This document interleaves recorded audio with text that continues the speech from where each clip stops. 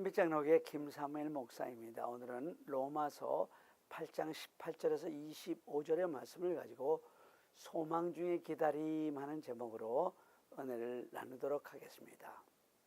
지금이야 일본의 토요타 자동차와 유럽의 복스바겐, 그리고 미국의 제너럴 모터스, 거기에다가 한국의 현대와 기아가 미국 자동차 시장에서 각축을 벌이고 있지만, 그래도 미국에서 창사 이래 지난 100여 년 동안 미국 사람들에게 가장 큰 사랑을 받았던 차는 역시 포드 자동차입니다.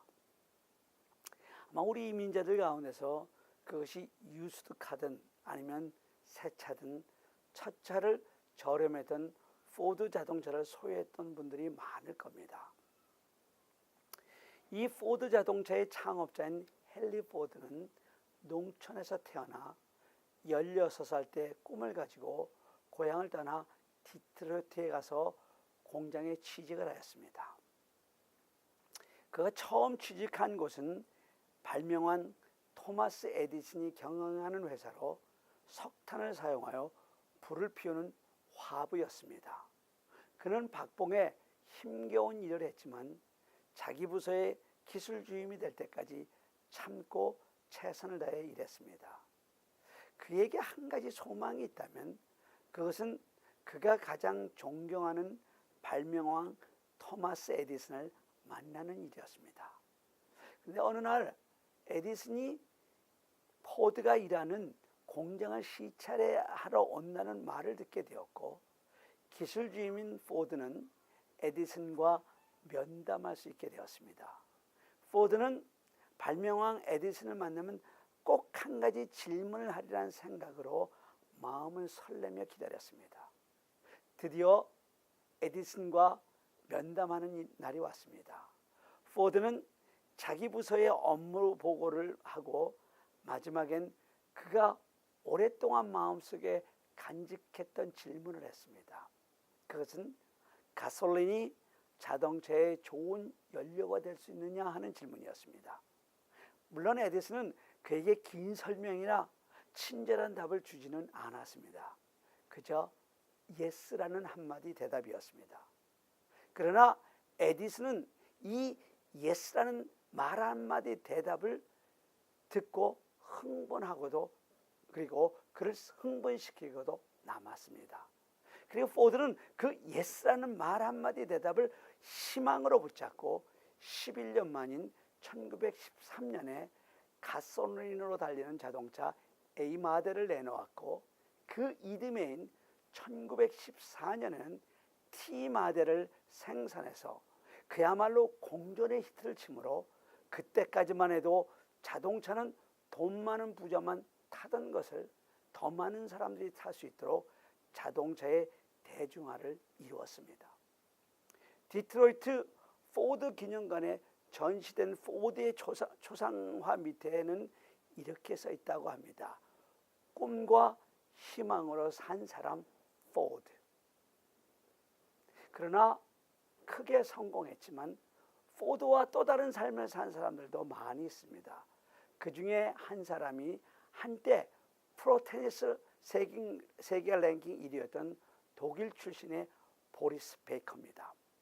보리스 베이커는 17살의 나이로 윈블던 대회 우승을 하므로 지금까지 최연소 챔피언이라는 기록을 가지고 있으며, 조국 독일에 처음으로 윈블던 테니스 트로피를 안겨주므로 당시까지 독일인이 가장 즐겨보는 축구를 밀어내고 테니스를 가장 즐겨보는 스포츠로 만들었으며, 그 후 그는 그랜슬램 대회 6차례의 우승과 올림픽 금메달을 따므로 독일에서의 보리스 베이커의 인기는 그야말로 하늘을 찌를 듯 했습니다. 그런데 그런 그가 어느 날 자살을 시도한 것입니다. 전 독일이 경악했고 전 세계 테니스계가 깜짝 놀랐습니다. 그는 후에 자서전에서 이렇게 고백을 했습니다. 나는 17살의 어린 나이에 윈블던 대회에서 우승을 하면서 돈방석에 앉게 되었고, 내가 원하는 것은 모든 것을 소유했지만 나는 아주 불행했으며 마음에는 늘 평화가 없이 나는 무언가가 잡혀 사는 꼭두각시 같다고 느꼈다. 내가 일찍 깨달아 알았어야 할 것은 정상에 도달해 봐야 아무것도 없다는 사실이었다. 여러분, 무엇이 포드와 베이커 이 두 사람의 인생을 이렇게 다르게 했을까요? 바로 희망입니다. 포드는 꿈과 희망을 가지고 산 사람이었고, 다른 한 사람 베이커는 꿈도 희망도 없이 산 사람이었기 때문입니다. 그렇습니다. 희망 참으로 중요합니다. 사람이 희망만 있으면 그 어떤 어려운 환경 가운데서 견디고 이겨냅니다. 그래서 사람들은 희망을 인생의 돛대와 같다고 합니다. 왜 사람들이 자살하는지 아십니까? 삶의 의미와 희망을 상실하게 될 때 자기의 고귀한 목숨마저 끊게 되는 것입니다. 그러나 희망이 있는 한 어떤 역경과 고난 속에서 그것을 극복하게 됩니다. 정신과 의사들은요, 희망처럼 효과적이고 귀한 치료제가 없다고 말합니다. 이처럼 희망은 우리를 죽음에 이르는 마음의 병을 낫게 하고 치유시켜주는 가장 강력한 치료 힘이 있습니다. 희망처럼 인생을 창조적으로 살고 긍정적으로 살며 새롭게 살도록 도와주는 묘약이 없습니다. 그런데 문제는 그 희망이 참 소망인가 하는 것입니다.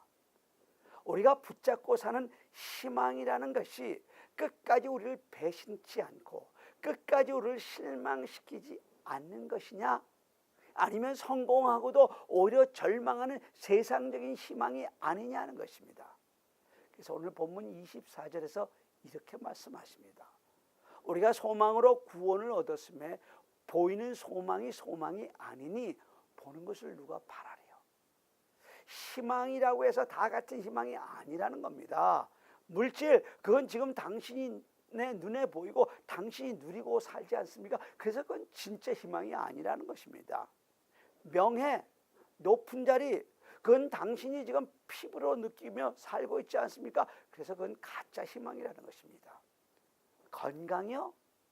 여러분 정말 자신 있습니까?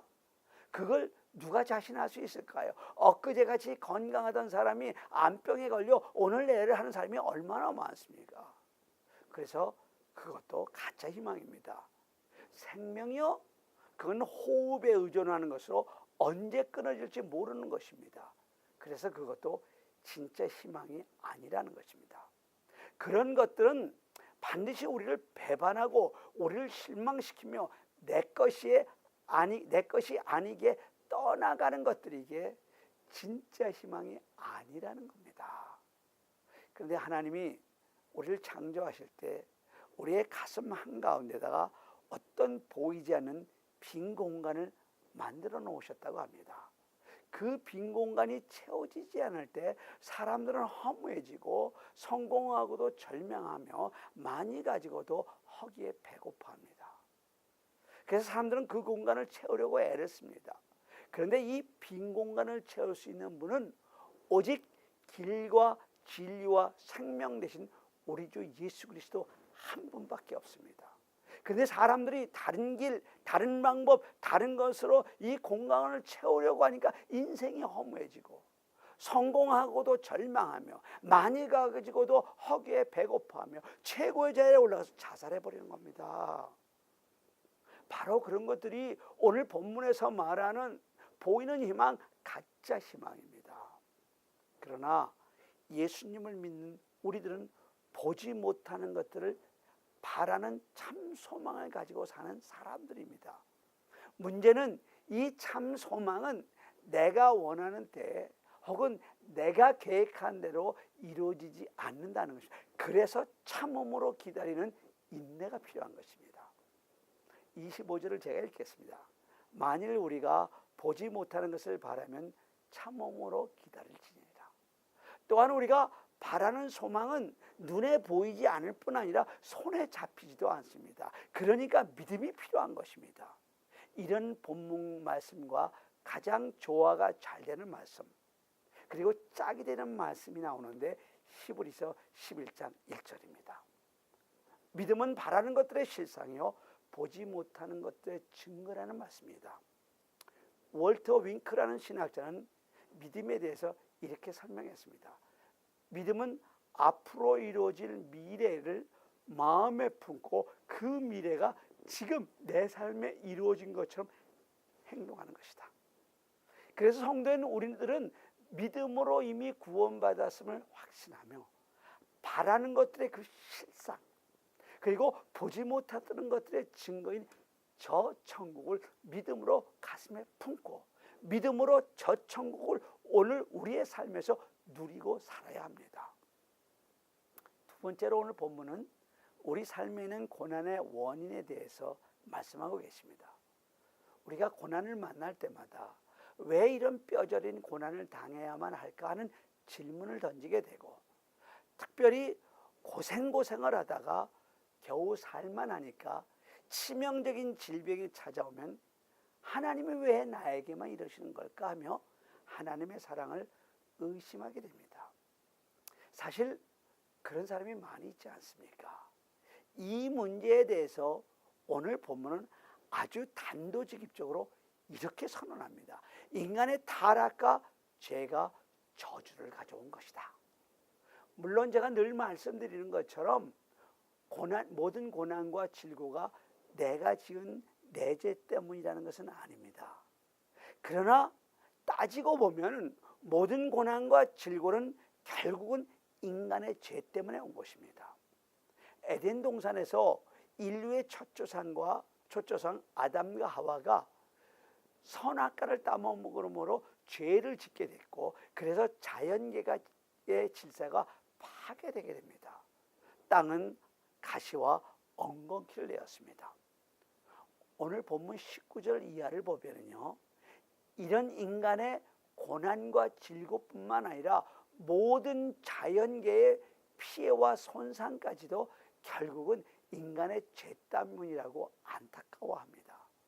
그래서 22절에서는 이렇게 말씀하신 것입니다. 피조물이 다 이제까지 함께 탄식하며 함께 고통을 겪고 있는 것을 우리가 아느니라. 인간의 죄와 타락 때문에 인간만이 아니라 다른 피조물에까지 저주가 임했다는 것입니다. 그래서 21절에서는 그 바라는 것은 피조물도 썩어짐의 종노릇한 데서의 해방되어 하나님의 자녀들의 영광의 자유에 이르는 것이라며, 인간만이 구원을 학수고대하는 것이 아니라 다른 피조물도 썩어짐의 종노릇한 데서 해방되는 구원을 학수고대하고 있다는 말씀을 하고 있습니다. 이 말씀을 성경학자 제이 필립은 이렇게 해석했습니다. 모든 자연 만물은 그들에게로 다가올 하나님의 자녀들이 완전하게 구원받는 모습을 보기 위해 발꿈치를 들고 있다. 여러분 잘 들으세요. 사람만 구원의 완성을 고대하는 것이 아니라 동물과 식물, 모든 피조물도 목을 길게 빼고 뒷발꿈치를 들고 우주적인 구원의 날을 바라보며 기다리고 있다는 것입니다. 이처럼 오늘 본문에서 바라는 구원은 개인 구원과 함께 우주적인 구원을 함께 소망하고 있는 것입니다. 문제는 뭐냐? 인간이 죄를 지었기 때문이라는 것입니다. 그래서 받는 방법도 의외로 간단한데, 인간의 죄의 문제만 해결하면 된다는 것입니다. 인간이 죄를 지었기 때문에 저주가 임했고, 그 저주로 말미암아 다른 모든 피조물에게도 저주가 임했으니까 죄를 지은 인간이 그 죄의 문제만 해결하면 저주의 문제는 저절로 해결되고 구원받게 되며 다른 모든 피조물들도 구원을 받게 된다는 것입니다. 그것을 잘 아는 자연 만물이 그들에게로 다가올 하나님의 자녀들이 완전하게 구원받고 받는 모습을 보고 싶어서 목을 길게 빼고 뒷발 근치를 들고 학수고대하고 있는 것입니다. 우리 인간이 구원받으면 다른 피조물들도 구원받기 때문입니다. 그런데 사도 바울이 22절에서 다른 피조물이 다 이제까지 함께 탄식하며 함께 고통을 겪는 것을 우리가 안다고 말한 것은 또 다른 의미가 있습니다. 그것은 다른 피조물조차도 이처럼 영광의 회복을 위해서 탄식하며 신음하고 있는데, 하물며 하나님의 형상을 따라 지음받은 우리 인간이, 스스로가 만물의 영장이라고 하는 우리 인간이 자신의 구원을 위해 탄식하지 않고 신음하지도 않고 구원과는 전혀 상관없는 삶을 산다면 그것은 있을 수 없는 일이고, 또 용서하고 들으세요, 그건 소돼지보다도 못하다는 것을 역설적으로 표현하고 있는 것입니다. 그러면서 인간이 자기 구원을 위해 몸부림치며 살아야 하는지를 절실한 범우주적인 요구로 깨우쳐 주고 있는 것이 오늘 본문입니다. 세 번째로 오늘 본문은 구원의 궁극적인 모습을 몸의 구원에서 찾고 있습니다. 제가 23절을 읽겠습니다. 그뿐 아니라 또한 우리 곧 성령의 처음 익은 열매를 받은 우리까지로 속으로 탄식하여 양자될 것, 곧 우리 몸의 속량을 기다립니다. 여러분, 다시 한번 읽습니다. 우리 몸의 속량을 기다리느니라. 여기서 우리의 몸의 속량이라고 한 것은 우리가 장차받을 몸의 구원을 의미하는 것입니다. 이 몸의 구원에 관한 이야기는 저에게서 구원의 진리를 공부하셨던 분들은 잘 아실 것입니다. 오늘은 시간 관계상 자세히 말씀드릴 수가 없습니다. 대체적으로 몸의 구원이라는 것은 이런 겁니다. 우리는 우리 주 예수 그리스도를 믿음으로 말미암아 이미 우리의 영이 구원을 받았습니다. 그래서 하나님을 아빠라고 아버지라고 부르는 하나님의 아들과 딸이 되었습니다. 이 구원은 우리의 삶, 우리가 어떻게 살았느냐 하는 것과는 전혀 상관없는 하나님의 무조건적인 은혜였습니다. 그래서 우리가 구원받았습니다고 하는 것이고, 이 받은 구원은 우리의 삶과 상관없이 받은 것이기에 또한 우리의 삶과 상관없이 절대로 빼앗기거나 없어지지 않는 것입니다. 아주 쉽게 표현하면 우리 교회에서 가장 막내인 희성이는 김계영 집사와 김민경 집사로 말미암아 태어났기 때문에 희성이는 그 어떤 상황에 처하든 혹은 희성이가 그 어떤 삶을 살든 상관없이 두 집사의 아들인 것입니다. 그리고 이 사실은 절대로 변할 수 없는 사실입니다. 또한 이렇게 구원을 받아 하나님의 자녀된 우리는 하나님의 말씀과 성령의 인도하심과 도우심으로 우리의 혼의 구원을 받아가고 있습니다. 이것을 받는 구원이라고 하는데, 하나님의 자녀로 거듭난 우리가 이젠 진정 하나님을 닮은 하나님의 자녀로 우리 주 예수 그리스도의 장성한 분량에 이르기까지 자라나가는 과정, 성화의 삶을 사는 과정을 가리키는 것입니다. 물론 이 받는 구원도 우리 힘으로 되는 것이 아니라 하나님의 말씀과 성령의 인도하심으로 되는 것입니다. 이것도 희성이 예를 들어 쉽게 한번 표현해 보겠습니다. 희성이가 이 세상에 태어났다고 혼자 자랍니까? 아니지 않습니까? 그야말로 물 같은 것이 어떻게 혼자 자랍니까? 어머니 아버지가 입히고 먹이고 심지어는 푸푸도 시키고 나중에는 학교에 보내고 해서 사람을 만들어가는 것 아닙니까? 우리 구원의 과정을 보면 우리가 지금 그 과정 가운데 있는 것입니다. 그래서 순간순간 하나님의 말씀과 성령님의 힘을 힘입고 먹이시고 우리를 입히시고 인도하시는 은혜를 받아야 한다는 것입니다. 이 과정은 우리가 예수님을 믿어 하나님의 자녀가 된 그 순간부터 우리가 하나님 앞에 서는 그 순간까지입니다. 우리 몸을 영과 혼, 즉 영혼과 육으로 나눌 수 있다면은 이제 구원받아야 할 마지막 육이 남아 있습니다. 이것을 오늘 본문 23절에서 우리 몸의 속량이라고 말씀하신 것입니다. 이것이 바로 몸의 구원입니다. 이미 위에서 말씀드린 것처럼 우리의 영은 구원받았고 우리의 혼은 말씀과 성령의 인도하심으로 구원을 받아가고 있지만 우리의 몸은 여전히 연약한 가운데 있습니다. 물론 이제 곧 우리 몸도 부활하신 예수님처럼 영광스러운 몸을 입게 될 것입니다. 이것이 몸의 구원이고 이 몸의 구원은 영광스러운 구원이며 우리 주 예수 그리스도가 재림하실 때 이루어질 마지막 구원입니다. 그때까지는 우리의 몸은 여전히 연약해서 질병과 고통을 겪는 육체로 살아갈 수밖에 없습니다. 육체가 연약하니까 영혼도 온전하지 못해요. 몸이 아프니까 영혼도 힘들고 고통스러운 것입니다. 몸이 힘겨우니까 마음의 상처를 쉽게 받습니다. 마음의 상처를 받으니 속 사람도 병들어갑니다. 여러분 곁을 한번 돌아보세요. 아프지 않는 사람이 어디 있습니까? 삶의 고난이 없는 사람이 어디 있습니까? 이게 다 구원받지 못한 우리의 연약한 몸 때문입니다. 그러나 이 모든 고통과 고난도 끝나는 날이 올 것입니다. 그것이 바로 우리 몸이 속량받는 날, 우리 몸이 구원받는 날입니다. 그리고 그날이 바로 우리 주 예수 그리스도가 다시 오실 재림의 날입니다. 그래서 우리가 대강절, 대림절을 정해놓고 기다리는 것입니다. 물론 대강절은 아기 예수의 탄생을 기다리며 지키는 절기이지만 이미 우리 주님은 이 땅에 오셨습니다.